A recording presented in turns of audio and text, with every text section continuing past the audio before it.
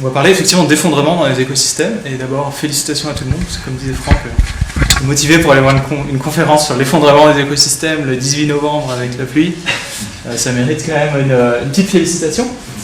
Et donc, moi, c'est mon sujet de recherche. Donc, je suis écologue, comme disait Marc, on va voir ce que c'est. Et en particulier, je travaille à l'université d'Utrecht. Donc, ces temps-ci, je suis en Hollande. Et notamment, donc cette année, je suis en Hollande. Et l'année dernière, l'année d'avant, j'étais au Chili. Donc, je travaillais sur le récif corallien en particulier. Donc, la question d'aujourd'hui, c'est les effondrements des écosystèmes. Donc, on va essayer de comprendre un peu qu'est-ce que c'est un effondrement. Déjà, est-ce qu'il y en a beaucoup? Où est-ce qu'ils sont? Quand est-ce qu'ils vont se passer, s'il y en a? Et évidemment, comment est-ce qu'on peut les détecter? Donc, cette question, c'est une question d'écologie. Et donc, l'écologie, c'est la science, enfin la branche de la biologie qui s'intéresse aux organismes et à leur environnement, et comment ils interagissent au sein de leur environnement. Donc typiquement, ici vous avez ce dessin d'enfant, mais que j'aime beaucoup, où vous avez quelqu'un qui serait typiquement la figure de l'écologue, qui va sur le terrain observer la nature, les organismes et comment ils interagissent. Avec l'idée qu'on va essayer de déduire des lois, des régularités dans ces systèmes, dans ces écosystèmes, dans ces systèmes naturels, et éventuellement de prédire qu'est-ce qui peut se passer dans le futur. Et cette question de la prédiction en fait, du futur des écosystèmes, elle est particulièrement criante ces temps-ci, pour une raison que tout le monde connaît, qui est le changement climatique. Donc je pense que je n'ai pas besoin de vous convaincre que le climat est en train de changer. Il y a 10 ans, ça serait peut-être le cas, mais je pense qu'aujourd'hui, il y a un peu consensus sur la question. Et pour savoir à quelle sauce on va être mangé, qu'est-ce qu'on fait? Donc entre scientifiques, on se rassemble et on essaye de dégager un consensus sur ce qui se passe. Et notamment, il y a un groupe qui est très connu, dont tout le monde, je pense, a entendu parler, qui est le GIEC, le groupement intergouvernemental d'experts sur le climat. Donc c'est des chercheurs qui sont mandatés par l'ONU pour se rassembler, faire des réunions, et essayer de dégager un consensus pour savoir comment va changer le climat. Et en fait, donc, ils sortent des résultats qu'on connaît bien maintenant, où on va avoir un réchauffement de la température donc à la carte, suivant la manière dont on arrive, nous, en tant que société humaine, à s'organiser, soit de plus de 4 degrés ou de moins de 2 degrés, suivant ce qu'on arrive à faire. Donc évidemment, ce changement climatique, tout le monde le connaît, mais il va induire un changement dans les systèmes naturels. Et on est passé en à peu près 200-300 ans d'une population du globe de 800 millions d'habitants à 8 milliards d'habitants. Donc effectivement, il y a une pression qui s'exerce sur les écosystèmes. Et on a des organismes internationaux comme ça qui sont chargés aussi de dégager des consensus sur l'état des écosystèmes. Et donc il y en a un, c'est l'IUCN. Donc l'IUCN, c'est l'Union internationale de conservation de la nature. Et ils produisent notamment quelque chose qui s'appelle la liste rouge des espèces menacées. Donc cette liste rouge, c'est une liste de centaines de milliers d'espèces, où chacune a un statut. Donc ils assignent un statut à chaque espèce. Et vous pouvez aller sur le site et regarder le statut de votre espèce préférée. Donc par exemple, ici vous avez le gypaète barbu, qui est un vautour qui vit dans nos montagnes, et chaque espèce a différentes classes. Donc lui, il est classé en menacé. Donc vous avez différents stades. Donc il y a menacé, il y a en danger critique d'extinction, éteint, etc. Donc ils font ce travail d'inventaire, je dirais, en fait, des menaces sur la biodiversité. Et ensuite, c'est une ressource qui est utilisée par un autre organisme, qui est l'équivalent du GIEC, mais pour les écosystèmes. Et alors, autant on connaît le GIEC, autant on connaît moins l'IPBES, qui est en fait la même chose. C'est un collectif de chercheurs mandatés par l'ONU pour dégager un consensus sur l'état des écosystèmes et qu'est-ce qui va leur arriver. Et donc, cet IPBES, ils ont sorti un rapport en 2018 qui parle de l'extinction des espèces et du taux d'extinction des espèces. Et donc, ils ont pris simplement la liste qui est mise par l'IUCN et ils ont dit, voilà, pour différents groupes, on peut dire quel est le pourcentage d'espèces qui est menacé d'extinction. Et alors par exemple, chez les oiseaux, on a à peu près 15% grosso modo des espèces d'oiseaux qui sont menacées d'extinction. On peut prendre également d'autres groupes, par exemple les mammifères. Donc chez les mammifères, on monte à un peu plus de 20%, 20-25%. Et puis après, on a des groupes qui sont particulièrement fragiles, par exemple les amphibiens, où on a presque un tiers, voire 40% en fait, des amphibiens qui sont menacés d'extinction dans le monde. On peut faire ce constat, mais du coup, est-ce que c'est beaucoup ou pas? On sait que les espèces, elles s'éteignent, elles apparaissent, et en fait, il s'avère que c'est énorme. Ici, vous avez un autre graphe qui est produit dans le même rapport de 2018, où vous avez en ordonnée la vitesse d'extinction des espèces dans le temps, donc au cours des 5 derniers siècles. Et en gros, si nous, on n'existait pas, le taux d'extinction naturelle des espèces serait autour de cette courbe grise ici. Donc on serait à peu près à 0, 1, 2 extinctions. 1 à 2 extinctions par million d'espèces par an. En fait, si on regarde le taux d'extinction actuel, on est sur des taux qui sont à peu près 20, 50, voire 100 fois supérieurs. Donc on est vraiment dans une phase où on a un taux d'extinction des espèces qui est très rapide. Et comme vous le voyez, en fait, c'est quelque chose qui est en train de s'accélérer. Donc en fait, à quoi c'est dû ça? C'est dû simplement à ce que je disais tout à l'heure, au fait qu'on est en train d'augmenter, nous, société humaine, notre pression sur les écosystèmes. Et c'est quelque chose, en fait, qui est très identifié. Et donc dans leur rapport, l'IPBES, ils font ce travail d'identification des causes, et en fait, ils en dégagent 5 causes directes d'effondrement de la biodiversité, qui est l'utilisation des terres. Donc on va par exemple faire de la déforestation, on va couper des terres qui abritent de la biodiversité pour en faire autre chose. On a de l'exploitation directe, comme la pêche par exemple. On retrouve ici notre ami le changement climatique. Et puis après on a des causes plus annexes, comme la pollution ou l'introduction d'espèces envahissantes, qui vont venir déplacer des espèces autochtones. Et alors, donc ça c'est le graphe qu'ils produisent dans le rapport. Et donc vous voyez, vous avez les diverses causes qui sont représentées par des couleurs dans les milieux terrestres, dans les milieux lacustres, enfin en eau douce sur les terres, et dans les milieux marins, et vous avez sensiblement les mêmes proportions. Donc grosso modo, ce que je vais vous montrer ici, c'est qu'en gros, cet effondrement de la biodiversité dont tout le monde entend parler, c'est dû simplement à des causes directes au fait qu'on augmente notre pression sur les écosystèmes. Donc peut-être une belle forme une belle manière de mettre ça en image, c'est regarder une image satellite. Donc ici vous avez, alors je ne sais pas si on voit bien, c'est pas mal. Ici vous avez une image de l'Amérique du Sud en 1984.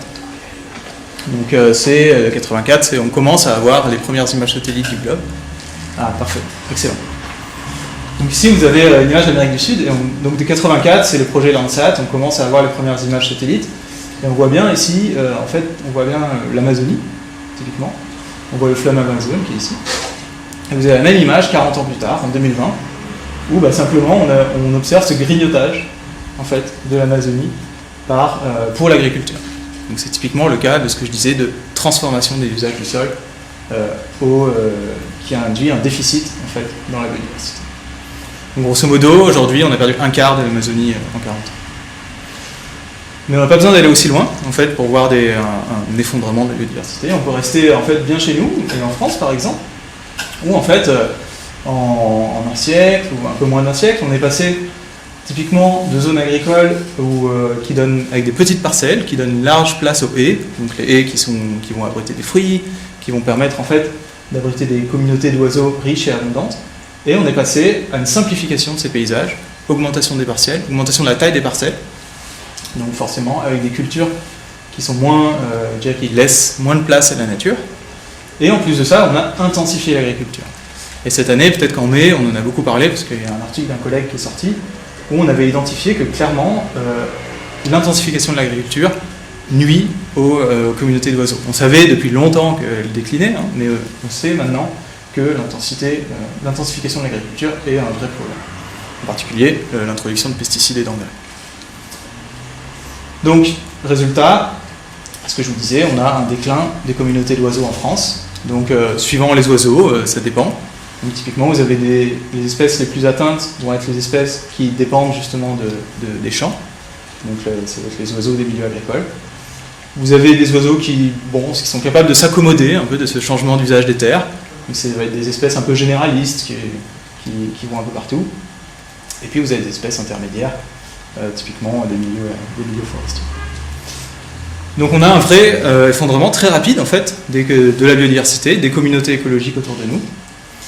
Mais en fait c'est un effondrement qui est proportionnel, je dirais, à la pression qu'on met sur les écosystèmes. Si aujourd'hui on a une dégradation rapide de l'Amazonie, c'est simplement parce qu'on la coupe. Et en fait souvent ça se passe comme ça, et puis des fois ça se passe pas comme ça. Et en fait j'ai pas très besoin d'aller chercher très loin pour vous donner un exemple, puisqu'il y en a un qui est parfait, donc cette année. Donc en juillet 2023, donc je ne sais pas si vous avez suivi un petit peu la climatologie de l'année, mais cette année, c'est, comme chaque année, une année record, en fait, ou presque, pour les températures de surface. Et en particulier, c'est une année record dans l'Atlantique Nord pour les températures de l'eau. Et moi en particulier, cette année, j'ai appris le mot de canicule marine. C'est quelque chose que je ne connaissais pas. Et c'est quelque chose, je pense, qui est peut-être apparu dans les journaux cette année et qui probablement va se répéter. Et alors, pour vous donner un peu une idée, donc on entend tout le temps parler, hein, c'est toujours le mois le plus chaud, hein, mais je voulais vous montrer ça un petit peu quand même, un peu le quantifier. Ici, vous avez la température de surface du globe. Donc ici, c'est la température. Hein. Donc tout ce qui est en gris ici, c'est grosso modo les 30 ou 50 dernières années. Cette année, on est sur le trait noir ici, donc au cours de l'année, hein, de janvier à décembre. Cette année, on est sur ce trait noir là. Donc on est vraiment, en termes de température de l'eau, on est sur une trajectoire qui n'a rien à voir. Et c'est très curieux, et si vous étiez sur Twitter en juillet, c'était très affolant. Et je ne sais pas trop où ça en est, donc peut-être qu'il est en train de se passer quelque chose de plus cette année que simplement une petite incrémentation de la température. Quelles conséquences de ça sur les écosystèmes ? Eh ben, je vais vous en donner une. Donc ici, vous avez un corail. Donc vous avez une colonie de coraux. Donc, les coraux, ce sont des organismes coloniaux.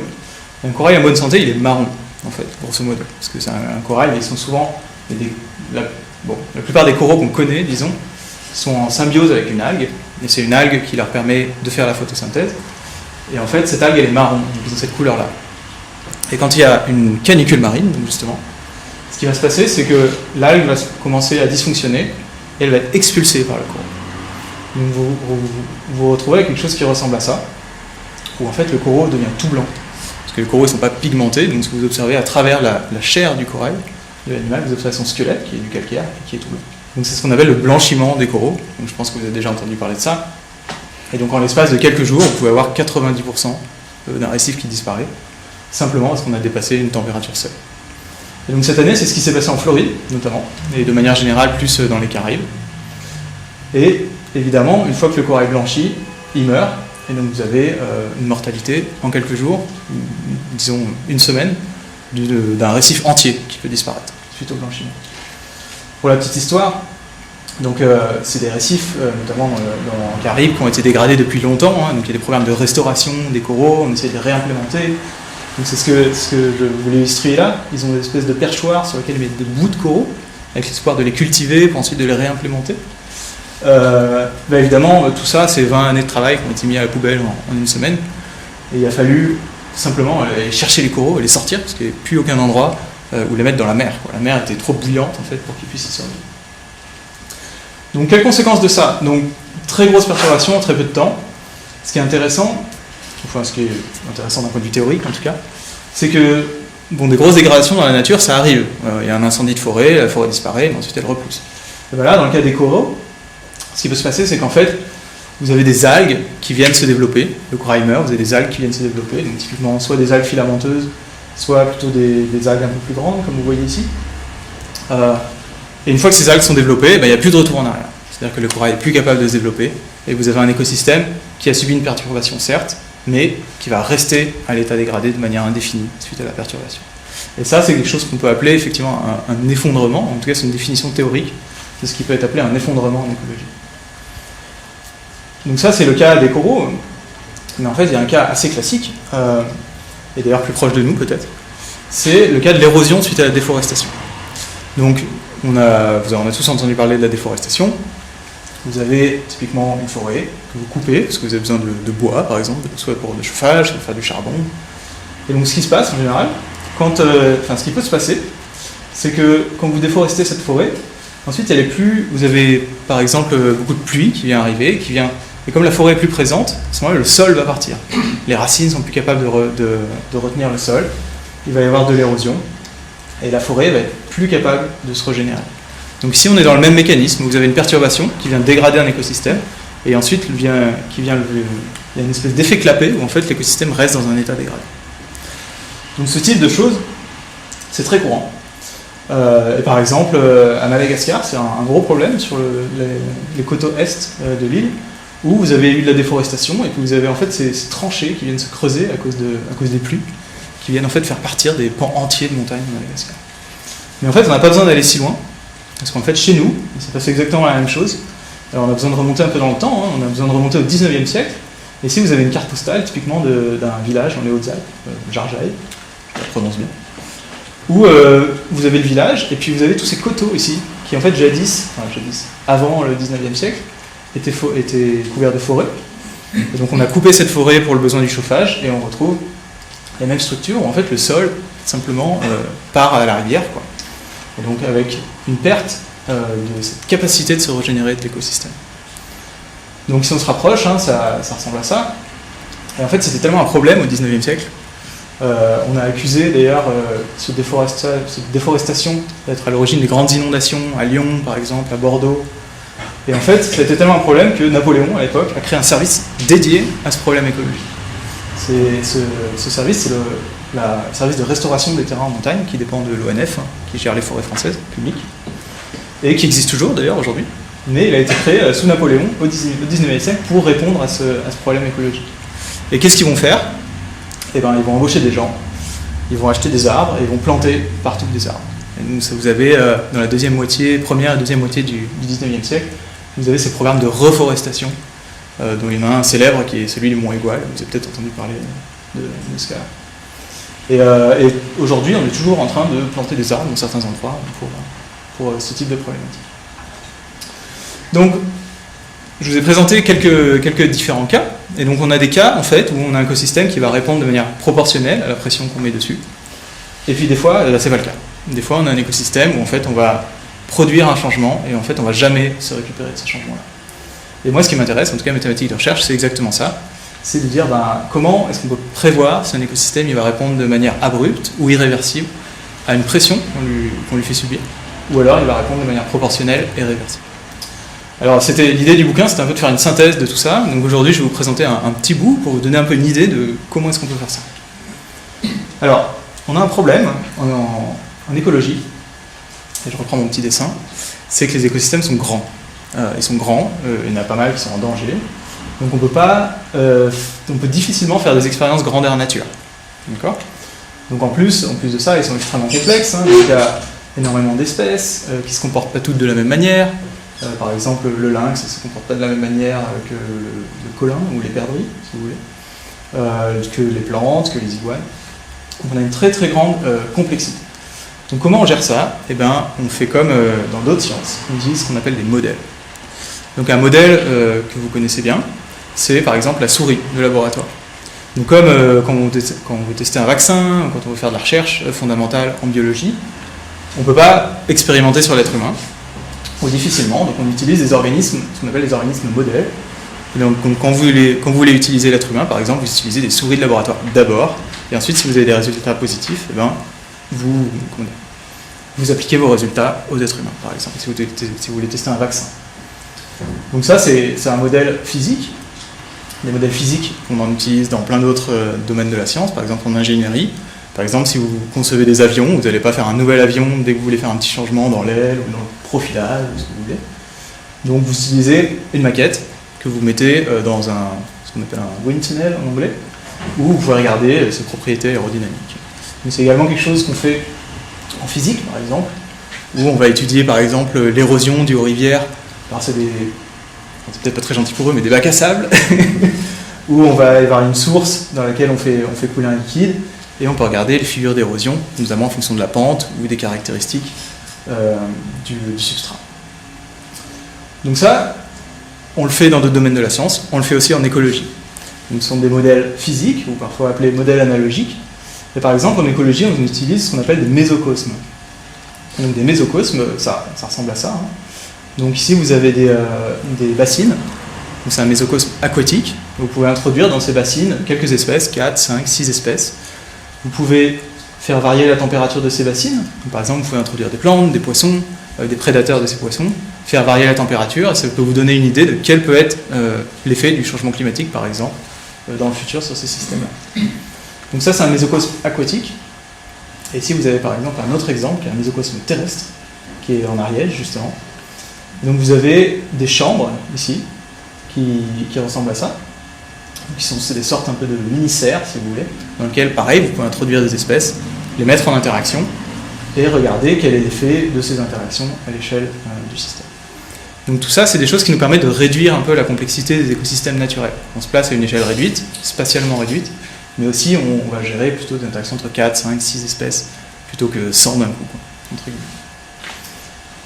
Donc ça, c'est ce que je disais, c'est des modèles physiques, mais on a également des modèles mathématiques. Donc, par exemple, en ingénierie, ça se fait beaucoup. Aujourd'hui, vous voulez tester le profilage de votre avion, vous n'êtes même pas obligé de construire une maquette. Vous avez plein de logiciels qui sont basés sur les équations de la dynamique des fluides, qui vont vous dire, ben voilà, par exemple, la portance de votre avion, voilà les points sur lesquels il va y avoir des frottements.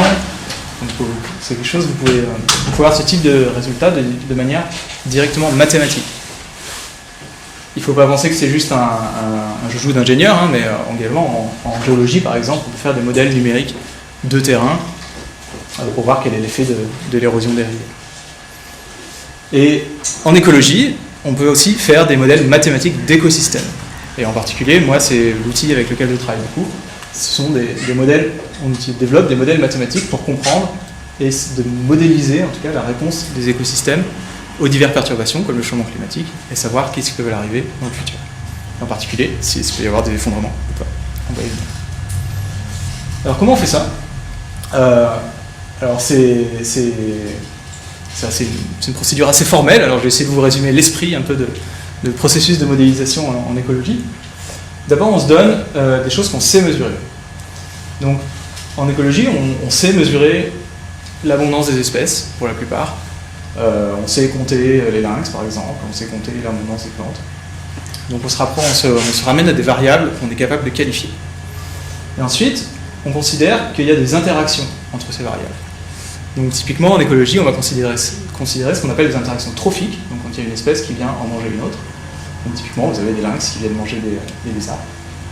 Et tout ça, toutes ces interactions trophiques, on les collectionne dans ce qu'on appelle un réseau trophique. Donc cet ensemble, ce qu'on appelle un réseau trophique, où les nœuds sont des espèces et les liens sont des interactions.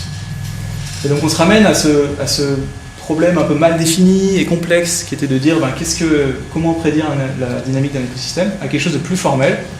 On va se donner quelle est la variation de l'abondance de chaque espèce en fonction des autres et en fonction des diverses interactions qu'ils ont.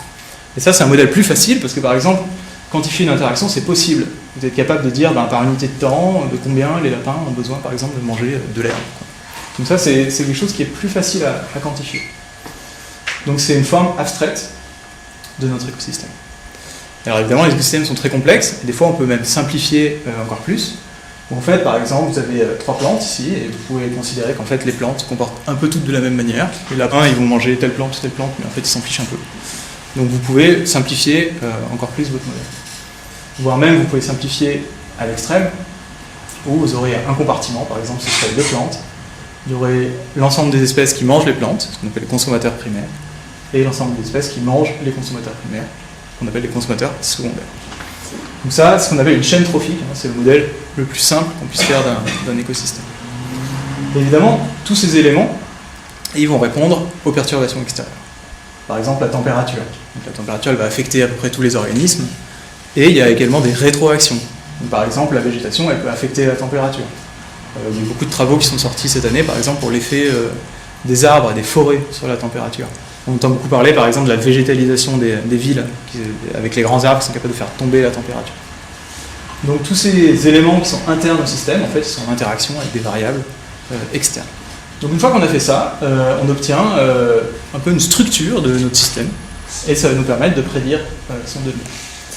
Alors je voulais vous montrer quelques exemples un peu en pratique, quoi ça ressemble quand on fait ce travail de mise en structure d'un écosystème. Ici vous avez un travail de 2014 où c'est des communautés du sol, et donc vous retrouvez en bas vos plantes. Donc typiquement ici on a des algues, et on a un peu du mal à lire, mais ici vous avez des colamboles. Donc le colambole, c'est une espèce de petit crustacé terrestre, un peu comme les cloportes. Donc c'est un consommateur primaire, et il se fait manger par des mythes, ici des mythes prédatrices. Donc ça c'est quelque chose d'une complexité assez modérée, je dirais, en écologie. Des fois c'est beaucoup plus compliqué, par exemple. Ici c'est un exemple, c'est Trogon. Trogon, c'est un genre qui contient les quetzals. Peut-être vous connaissez le quetzal, c'est le fameux oiseau vénéré par les Aztèques au Mexique. Et donc ici vous avez un réseau d'interaction où vous avez les diverses espèces de quetzals et apparentés en bleu qui vont manger des coléoptères. Et évidemment, il y a une diversité telle de coléoptères que c'est un peu... Ici on change un peu carrément d'échelle. heureusement pour nous, souvent, en fait, on peut faire un modèle qui est assez simple, l'écosystème. Donc vous pouvez, comme je disais, vous pouvez grouper des espèces, faire des simplifications, faire des hypothèses qui vous permettent de vous ramener à un modèle qui est relativement simple. Donc ici, par exemple, c'est un modèle de lac, où vous avez de la végétation qui est en interaction avec des algues, qui est en interaction avec l'opacité de l'eau, etc. Donc cette approche, on vient de fêter les 100 ans, un peu, de cette approche, donc, qui est formalisée en fait sur la base d'équations différentielles derrière.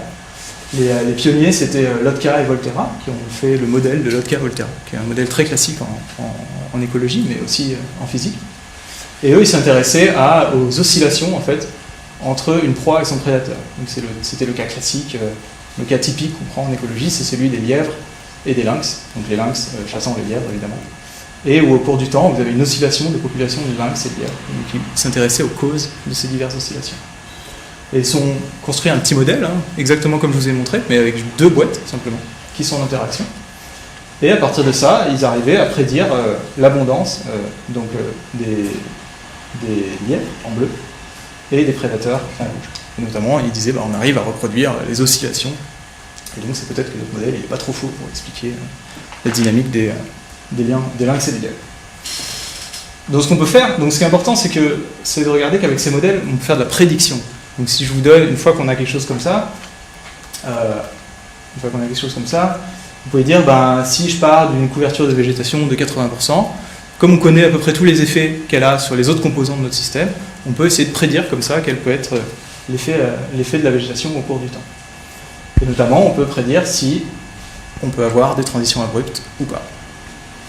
Et c'est ce qu'on va voir maintenant. Jusque-là, qu'est-ce qu'on a fait? On a capturé en fait l'essence, je dirais, peut-être de notre système écologique. Donc les différentes espèces, les différents compartiments avec lesquels elles interagissent. Et donc maintenant, on va s'intéresser à la structure de ce système. Et en fait, ce que j'aimerais vous apporter aujourd'hui, c'est de comprendre pourquoi il y a des systèmes écologiques dans lesquels on observe des transitions abruptes et pourquoi pas. Et en fait, j'aimerais vous montrer en quoi les différences peuvent être capturées par cette structure. En fait, il y a un motif qui est très important dans ces systèmes, ce qu'on appelle une rétroaction. Donc une rétroaction, c'est en gros quel est l'effet que je vais avoir sur moi-même à travers les autres. Donc, typiquement, dans ce petit modèle de lac, là, vous avez de la végétation. Cette végétation a un effet sur les nutriments dans l'eau, qui a un effet sur les algues microscopiques qui sont dans l'eau, qui a un effet sur la turbidité, qui a un effet sur la végétation. Et donc à travers les autres, j'ai un effet sur moi-même. Donc c'est ce qu'on appelle une rétroaction. Et une rétroaction, elle peut être négative ou positive. Donc vous connaissez une rétroaction négative que vous connaissez tous, c'est le thermostat, par exemple. Donc vous êtes dans votre voiture, vous avez mis le truc sur 22 degrés, donc je ne sais pas combien, la température que vous aimez bien. Et admettons, vous sortez, il y a du soleil, ça fait augmenter la température de l'habitacle. Donc le fait que la température de l'habitacle va augmenter, ça va déclencher la clim ou le chauffage, suivant ce que vous faites. Et en retour, ça va venir baisser la température de l'habitacle. Vous avez un petit changement qui est rapidement compensé, et vous revenez à l'état initial. Ça marche dans l'autre sens. Si vous avez une baisse de la température de l'habitacle, à ce moment-là, le chauffage va se déclencher pour immédiatement faire augmenter la température et revenir à l'état initial. Donc, c'est ce qu'on appelle une rétroaction. Et ici, c'est un effet stabilisateur. On revient à notre état initial. C'est une rétroaction négative. Et vous avez une rétroaction positive, qui est exactement l'inverse. Alors là, un exemple qu'on peut donner, c'est par exemple dans une salle de classe, vous avez des enfants qui se parlent. Et donc vous avez par exemple, vous allez parler à votre voisin, et en faisant ça, vous allez augmenter le bruit ambiant. Donc parce que vous augmentez le bruit ambiant, en fait ça va vous faire augmenter au niveau de la voix, si vous voulez que votre voisin vous entende. Et donc vous avez un peu ce cercle, en fait, qui va peu à peu faire augmenter le bruit dans la classe. On se retrouve avec un brouhaha géant entre les deux. Sachant que cette rétroaction, elle marche effectivement dans un sens, mais elle marche aussi dans l'autre. C'est-à-dire que si vous arrivez dans un musée, dans une pièce où il n'y a pas un bruit, en général, vous n'allez pas vous mettre à crier très fort d'un coup. Donc, cette rétroaction positive, elle vous incite à élever la voix, mais elle vous incite aussi à la baisser, à vous adapter à votre environnement. Et donc, ce qu'il faut retenir ici, c'est que ces rétroactions, elles ont un effet déstabilisateur, ces rétroactions positives. Et donc, si on prend, par exemple, un système naturel, donc il va y avoir plein de rétroactions. Par exemple, je vais vous donner le cas du corail, parce que je le connais bien. Donc, rappelez-vous, les systèmes coralliens, on avait grosso modo deux états. Donc, on avait des systèmes qui étaient en bon état, avec des coraux qui sont plutôt, je dirais, qui sont marrons, car les coraux en bon état sont marrons. Et vous avez un état qui est dégradé, dans lequel dont on a du mal à récupérer. Et en fait, dans cet état, qu'est-ce qui se passe? C'est parce que, pourquoi on a ces deux états? C'est parce qu'on a une rétroaction positive qui est à l'origine de ces deux états.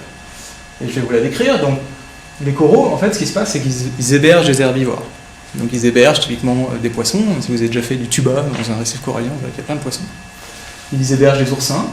Et ces herbivores vont manger les algues. Donc, en mangeant les algues, ils vont libérer de l'espace, ce qui va permettre en fait à des nouveaux coraux de s'établir. Donc ça, c'est le cas typique de ce qu'on appelle une rétroaction positive. Inversement, la même rétroaction positive, elle peut marcher contre vous. Donc ici, ça marche très bien pour les coraux, quand il y en a beaucoup, c'est super, ça permet qu'ils se développent encore mieux. Mais si, admettons, suite à un épisode de blanchiment, par exemple, vous perdez votre couverture en corail, à ce moment-là, ils peuvent être plus capables d'héberger ces herbivores, ces poissons, ces oursins. À ce moment-là, il va y avoir un développement des algues qui vont prendre tout l'espace et qui vont empêcher en fait le développement du corail. Et donc le même mécanisme qui permet l'établissement du récif corallien en bonne santé, en fait, c'est le même mécanisme qui va faire qu'ils vont être coincés dans un état dégradé de manière indéfinie. Et évidemment, vous pouvez rentrer dans ce cercle vicieux, entre guillemets, suite à une canicule marine qui va provoquer une dégradation du corail, ou suite par exemple à la pêche ou aux épidémies dans les herbivores, c'est des cas qu'on a déjà vus. Il y a un cas très, très connu, par exemple en Jamaïque dans les années 80, donc il y avait beaucoup d'oursins dans les récifs coralliens qui étaient capables de contrôler la population d'algues, et il y a eu une épidémie, une épizootie, donc une épidémie animale, qui a fait disparaître en quelques années toute la population d'oursins, et les coraux sont recouverts d'algues pour à peu près 40 ans à 50 ans. Donc, voilà, c'était le cas que je voulais vous expliquer. Donc ça s'est typiquement passé, ça c'est l'exemple des Seychelles, dans les années 98, où il y a eu un gros épisode de blanchiment, et vous avez eu des sites où en fait le corail s'est récupéré, parce qu'en fait il était quelque part du bon côté du cercle de la boucle de rétroaction. Et vous avez des cas où en fait tout a été recouvert par les algues, parce que pas de bol, c'est elles qui ont pris le dessus. Donc si je prends mon exemple de tout à l'heure, on parlait de déforestation.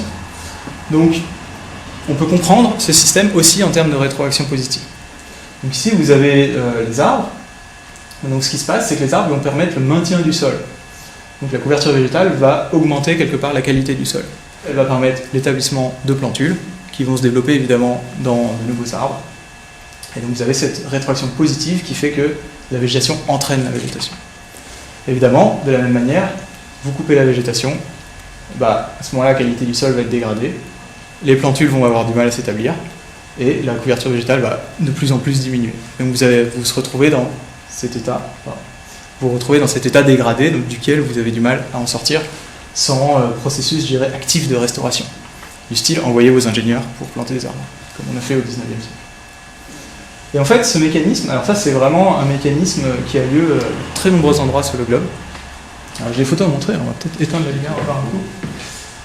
Mais par exemple ici, vous avez, donc là c'est moi, et là c'est Alain, c'est quelqu'un avec qui j'avais fait ma thèse. On est en train de mesurer un buisson. Donc ce buisson c'est une Artemisia, c'est de la famille du Génépi. Et c'est un genre de plante qui s'établit pas mal dans les zones sub-désertiques, donc typiquement l'Espagne, le sud des États-Unis. Et alors si on s'approche, ça c'est une vue de dessus, là, vous voyez le sol il est complètement pelé ici. Vous avez très peu de choses qui poussent, vous avez très peu de sédiments, ça fait une espèce de croûte qui est très peu fertile. Par contre si vous vous approchez de la plante et vous regardez en dessous, à ce moment-là vous allez commencer à avoir des petits plants pousser, par exemple ici, vous allez voir qu'en fait il y a du sédiment, donc vous avez de la matière organique là, qui s'accumule sous la plante. Cette plante elle donne de l'ombre également, comme elle a des racines profondes elle va faire monter de l'eau. Et donc ici, vous avez ce qu'on appelle une île de fertilité. C'est un terme qu'on retrouve souvent. Où en fait, au milieu d'une zone qui est pelée, qui est très désertique, où les plantes ont du mal à s'établir, vous avez un endroit où elles vont avoir plus de facilité. Et typiquement, ici, vous avez un exemple. Où vous avez, ici, on est au nord du Mexique, donc c'est un arbre qui s'appelle le mesquite. Et ici, sous cet arbre, parce qu'il fait de l'ombre, vous avez plein de petites plantes qui s'établissent, à tel point qu'en fait, vous avez un paysage où vous avez cet arbre, et dessous, vous avez plein de cactus qui poussent. Alors ces cactus sont petits, et puis ils finissent par devenir grands. Et donc ici, on est typiquement dans le cas d'une rétroaction positive, où la couverture végétale augmente localement la fertilité et la qualité des conditions, du sol en particulier, ce qui permet aux plantules de se développer, ce qui permet d'augmenter la couverture végétale. Alors pourquoi j'insiste particulièrement là-dessus? Parce qu'en fait, les plantes, jusqu'à nouvel ordre, elles ne bougent pas, ou pas trop. Et donc cet effet positif, il a lieu autour d'elles. Donc ici, si j'imagine ma forêt, par exemple, ou mes plantes, les nouvelles plantes, elles vont s'établir proches. J'ai encore des photos. Mais après, je pense que c'est fini pour les photos. Donc, en gros, les nouvelles plantes, elles vont s'établir autour des plantes existantes. Et donc vous avez ce qu'on appelle une structure en patch, où tout le monde ne pousse pas de manière homogène dans le paysage, mais en fait va pousser de manière regroupée. Et ça, c'est quelque chose qui est très frappant en fait au Sahel, par exemple, en Somalie en particulier, où vous avez effectivement ces patchs de végétation, où les plantes vont pousser de manière agrégée. Et donc vous avez des zones assez fertiles dans lesquelles poussent toutes les plantes, et des zones qui sont pelées, ou en tout cas poussent très peu de plantes entre ces différentes bandes. Et si je parle de bandes, en fait c'est pas une coïncidence, parce qu'en fait ces structures, on les voit sur le satellite. Après vous prenez une image satellite, et vous voyez c'est ce qu'on appelle la brousse tigrée ici. En fait vous avez suivant les conditions locales de pente, ça va faire des bandes, ça va faire des patchs, des points, ça va faire diverses formes. Et en particulier, ça c'est quelque chose qui a été beaucoup analysé d'un point de vue théorique, parce que ça ressemble à des modèles physiques, des modèles de Turing. Je ne sais pas si c'est quelque chose qui, peut-être ça parlera à certains d'entre vous. Donc, ces différentes interactions, ces différentes rétroactions positives, elles ont des conséquences assez fortes sur certains écosystèmes, en particulier les écosystèmes arides, les écosystèmes alpins, les écosystèmes stressés. Et je vais vous donner un dernier exemple, et ce sera mon dernier exemple, c'est un peu plus léger. C'est l'exemple de Niger. Donc Niger, c'est un fou de bassin. Alors c'est pas vraiment un fou de bassin, c'est un fou austral, mais c'est l'équivalent du fou de bassin qu'on a dans l'hémisphère nord, mais dans le sud. Et Niger, c'est un fou de bassin qui vivait en Nouvelle-Zélande. Et en fait, il est mort en 2018. Alors pourquoi il est aussi connu, Niger? C'est parce qu'il est tombé amoureux d'un autre fou. Mais en fait, ce fou, c'est une statue. C'est-à-dire que c'est pas... En fait, il s'est entiché d'une statue de fou de bassin. Et il faut la trouver où, cette statue? En fait, il faut la trouver sur l'île de Mana, donc qui est entre les deux grandes îles de la Nouvelle-Zélande, où, en fait, les scientifiques ont installé des répliques en ciment de fou de bassin. Donc il y en a un qui est arrivé, c'est Niger, mais personne d'autre n'est arrivé, malheureusement. Et alors pourquoi ils ont fait ça? Parce qu'en fait, les fous de bassin, les fous de bassin et assimilés, et beaucoup d'oiseaux de mer, en fait, sont des organismes coloniaux, et qui vont avoir tendance à s'établir là où sont déjà présents leurs congénères. D'accord? Donc ici, qu'est-ce que ça veut dire? Ça veut dire qu'on a une boucle de rétroaction donc positive entre les fous de bassin et eux-mêmes, entre guillemets. Donc je vais revenir là-dessus. Donc typiquement, ces colonies, ça peut être des choses très impressionnantes. Donc ici, vous avez Bass Rock, en Écosse, donc qui est, je crois, la plus grosse colonie de fou de bassin de l'hémisphère nord. C'est pour ça qu'on appelle ça un fou de bassin, parce que ça vient de Bass Rock. Et en fait, ce qui se passe, pourquoi ils font des si grosses colonies, c'est parce qu'en fait, les fous de bassin sont... il y a plusieurs effets, et je pense que c'est quelque chose qui est assez difficile à démontrer, mais en général, les oiseaux de mer sont moins sujets aux prédateurs quand ils sont en groupe. Vous imaginez un prédateur qui arrive sur une île de, je sais pas moi, 100 000 fous de bassin, il va être immédiatement repéré, immédiatement chassé, et donc en fait c'est l'effet entre guillemets de la force du groupe. Donc en gros, qu'est-ce que ça veut dire? C'est-à-dire que si vous êtes un fou de bassin, vous avez intérêt à être dans une grosse colonie. Et donc ça, c'est une boucle de rétroaction positive, dans le sens où plus vous avez des fous de bassin, et bien plus c'est facile pour eux de se reproduire. Et donc on a vu des boucles de rétroaction positive qui impliquaient d'autres espèces ou d'autres compartiments. Ici, c'est une boucle de rétroaction positive qui implique une seule espèce. Plus vous avez de fous de bassin, plus ils vont se reproduire rapidement. En particulier, c'est ce qu'on appelle, pour ceux qui sont branchés techniques, ce qu'on appelle un effet Ali. Ali, c'était un écologue de la première moitié du XXe siècle qui faisait des expériences sur les poissons rouges et il m'a montré ce type de choses. Donc, quelle est la conséquence de ça? Ça, c'est quelque chose de très commun, hein, ça affecte la plupart des espèces coloniales. La conséquence de ça, c'est que vous pouvez avoir par exemple des grosses colonies ou des petites colonies. Ce qui va se passer, c'est que ça va avantager les grosses colonies. Donc une grosse colonie qui est populeuse, elle va se défendre très bien contre les prédateurs, elle va se maintenir dans le temps.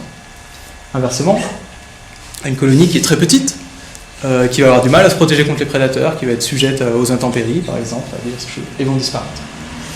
Et donc tout ça, en fait, nous fait apparaître une espèce de limite, hein, qui serait ce qu'on pourrait appeler une taille critique, en dessous de laquelle vous avez votre colonie qui va péricliter. Donc à l'occasion, par exemple, je sais pas, peut-être de la surpêche, et donc il y a moins de ressources pour les oiseaux de mer, la colonie va décroître, jusqu'à peut-être atteindre cette taille critique, la franchir, et péricliter ensuite de manière irréversible. Donc ça, c'est un processus, je dirais, lent, qui peut aboutir au passage, au franchissement d'une limite.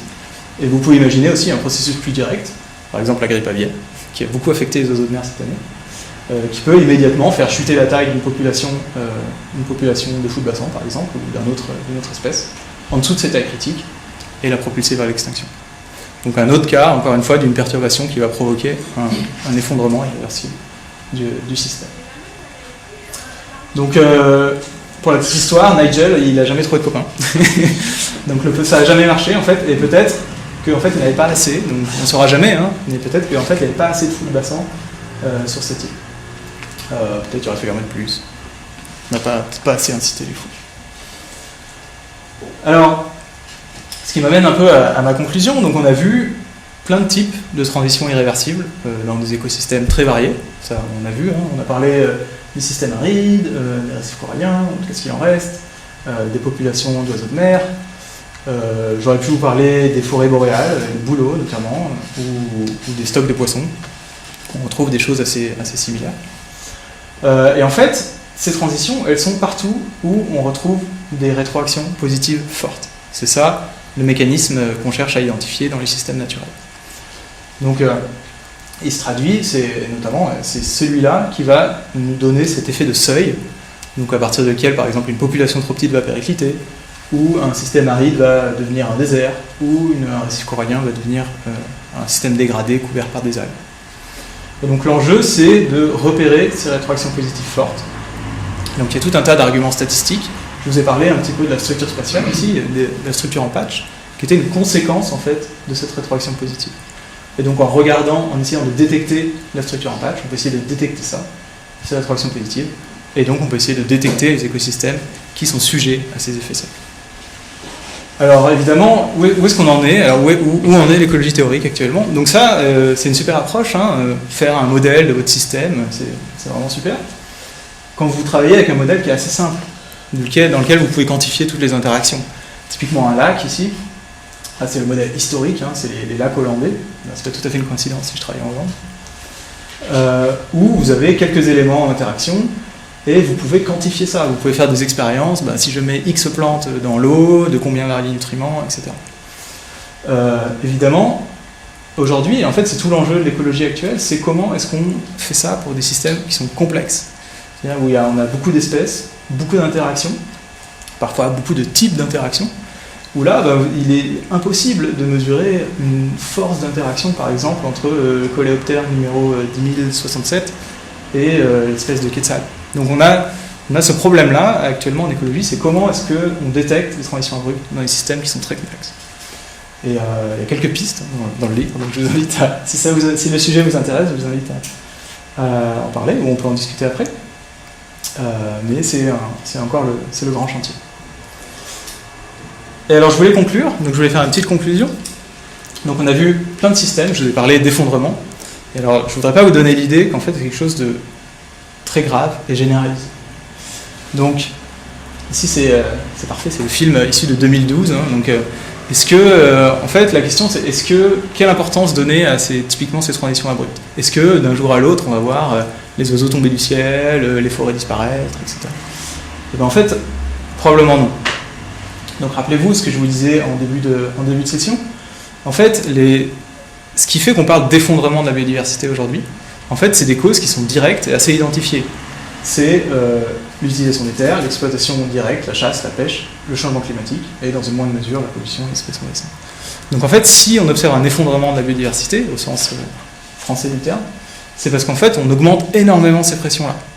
Si les oiseaux diminuent, c'est pas parce qu'ils sont sujets à des dynamiques particulièrement compliquées, c'est parce qu'en fait, on leur laisse plus la place d'exister, tout simplement. Parce qu'on crée des champs qui laissent plus la place aux autres de se reproduire, parce qu'on met des pesticides qui enlèvent les insectes, donc forcément, il n'y a plus rien à manger pour le reste. Donc en fait, voilà, c'est ce que je voulais vous dire là. Donc en fait, il faut imaginer que ce qu'on vit aujourd'hui, c'est pas un effondrement qui est dû à des causes particulièrement compliquées. En fait, c'est simplement une accélération de l'usage des ressources naturelles par les sociétés humaines. Donc voilà, j'avais bien parlé des oiseaux, mais effectivement, ça rejoint plein d'autres facteurs, parce que chez nous, ça va être plutôt des questions d'usage des terres, d'intensification de l'agriculture.